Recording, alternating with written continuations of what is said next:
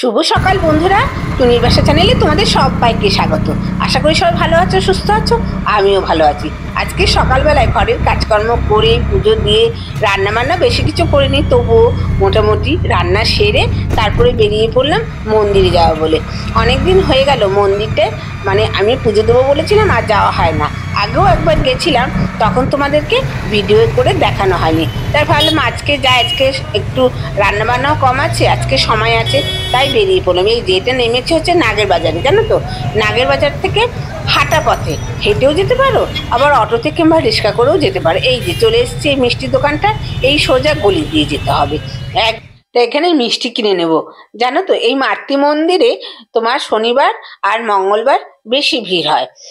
তা আজকে হচ্ছে বৃহস্পতিবার, তা আজকে ছুটি আছে, আমার কাজ কম আছে, তাই আজকে চলে আসলাম। শনি মঙ্গলবারে এর আগেও এসেছিলাম, খুব ভিড় হয়েছিল।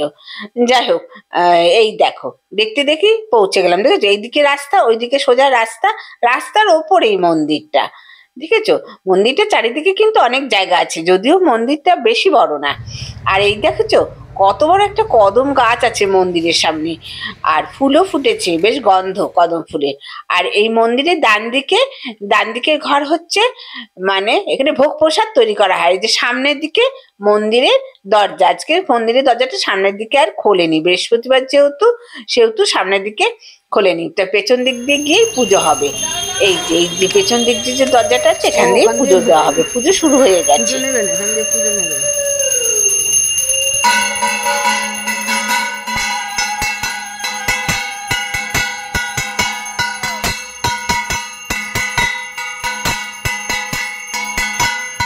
এখানে সব মাতৃমূর্তিকেই পুজো করা হয়। আর এই যে ঘরটা দেখতে পাচ্ছ, ওই ঘটেই মাতৃ দেবতার পুজো করা হয়।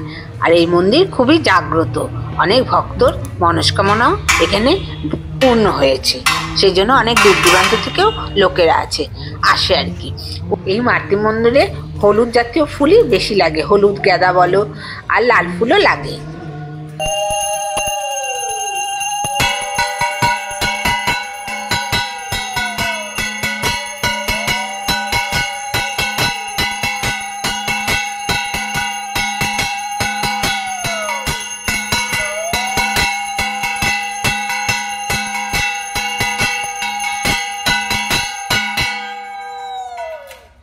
এখন পুষ্পাঞ্জলি দেব, তাই সবাই হাতে হাতে ফুল নিয়ে নিচ্ছে।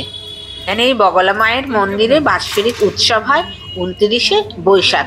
প্রত্যেক বছরই বাংলা ক্যালেন্ডার অনুযায়ী এখানে মন্দিরে পুজো হয়। তোমাদের যেসব বন্ধুরা আমার আছো, যাদের আসতে ইচ্ছা করে আসতে পারো, খুব ভালো লাগবে আসলে।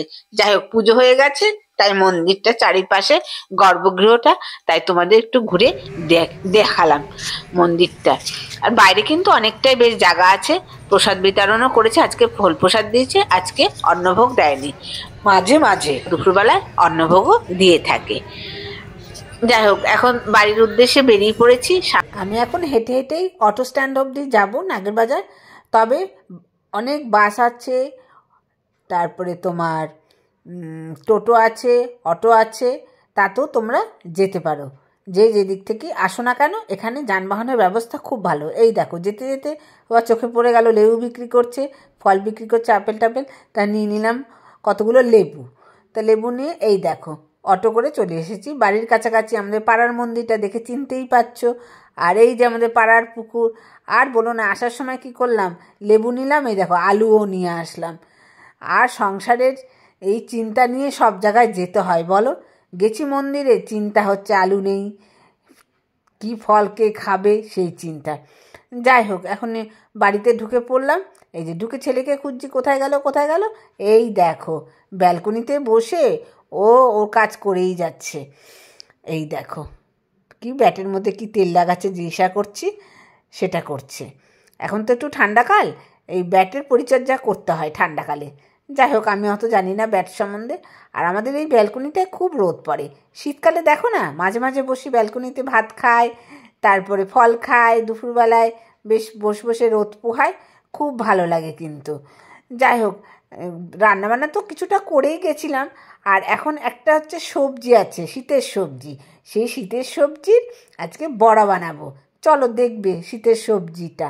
এই দেখো শীতের সবজি বললাম না, কাশ্মীরি লঙ্কা, কাশ্মীরি কাঁচা লঙ্কা না কি বলে, এটাকে আমি এখন ভাজবো আর কি। বেসন দিয়ে সবাই ভাজে, আমি বেসন দেবো না। মুসুর ডাল বাটবো, তার সাথে কতগুলো কাঁচা লঙ্কাও দিয়ে দেবো, আর তার মধ্যে বড়াই কাশ্মীরি লঙ্কাগুলো চুবিয়ে চুবিয়ে ভাজবো। খুব কড়মড়ে হয় খেতে, আর ডালের সাথে তো খুবই ভালো লাগে। আর নিরামিষের দিনে এইসব হলে আর কথাই নেই, তাই না? মাছ মাংস লাগে না, কিন্তু এগুলো খেতে খুব টেস্ট। বিশেষ করে এই শীতকালে এই লঙ্কাগুলো ওঠে। এই দেখো ভেজে ফেলছি।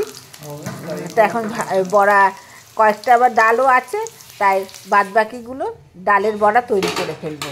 লঙ্কাগুলো হয়ে গেছে ভাজা। তা এখন এই দেখো, এখন সবাই মিলে চলে যাব খাবার দাবার করব। আর ডালের সাথে এই মুসুর ডালের বড়া, তারপরে লঙ্কার বড়া, এসব হলে আর কিছু লাগে না।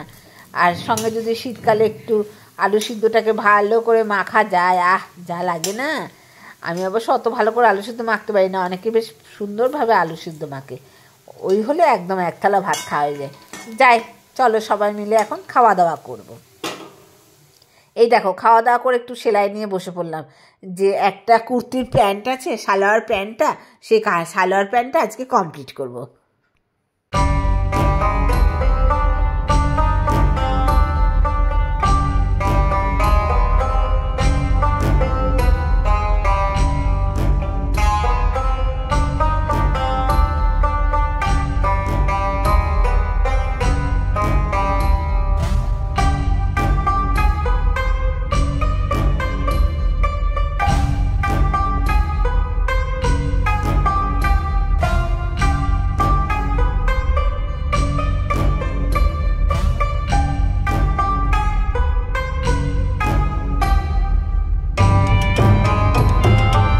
দেখো সালোয়ারের প্যান্টটা কমপ্লিট হয়ে গেছে, তাই তোমাদের দেখাচ্ছি। সারা দুপুর বসে বসে এই প্যান্টটা কমপ্লিট করলাম। আগের দিন কেটে রেখেছিলাম বলে সেলাই করতে তো বেশিক্ষণ টাইম লাগে না। যাই হোক, ব্লকটার বাড়াচ্ছি না। এটা জানো তো, প্যান্টটার আবার সেটও আছে, মানে সালোয়ার কামিজ আছে। কামিজটা পরে করব, অন্যদিন অন্য কোনো ব্লগে নিশ্চয়ই দেখতে পারবে। আর আমার ভিডিওগুলো যদি ভালো লাগে, নতুন বন্ধুদের কাছে অনুরোধ, আমার চ্যানেলটিকে সাবস্ক্রাইব করে আমার পাশে থেকো। এবং পুরনো বন্ধুদের অসংখ্য অসংখ্য ধন্যবাদ। সবাই সুস্থ থেকো, ভালো